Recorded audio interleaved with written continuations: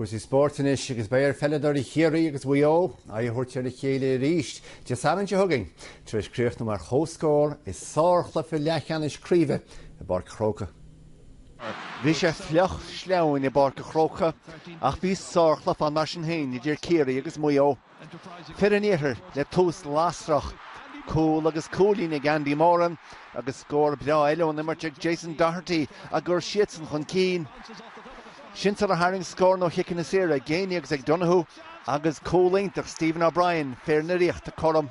Coolín í brehan sin ó nimmarteag Cillian Young agus ag James O'Donoghue a chur na muoine chun cín, sular leid a Andy Moran Varna agus sular eile Colin Boyle isteach ar chólan lína cosanta ríist. Scór mór míteach eile fáte ag Mayo. Bachór cool eile leis bheacú ach ag an tríomhéireacht is thar a trasna na chríocht na sí le ghail chear a Coolín glán.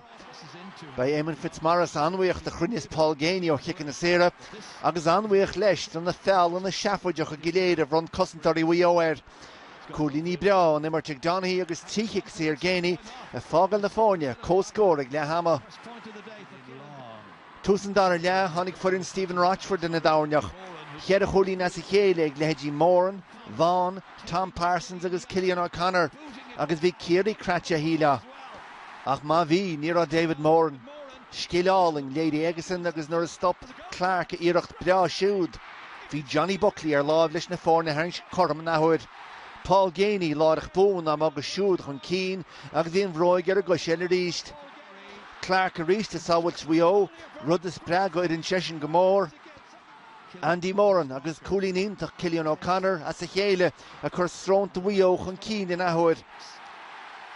Níor a Barry John Keane ach teachaí ar a báirt nar a bhí na fórne tarngaí chorm a ríist agus siúd. Agus híl Kerry gur Paul Murphy bhí treis léach a dhéanach ó hain le scór cumasach san núma dearnach. Bhí corabháin eile fáca Mayo áfach. Paddy Durcan le scór mór méideach an am cúteamh gortaí le cinntiú go gasar ar a chéile ríiste trúna de saranse hugging.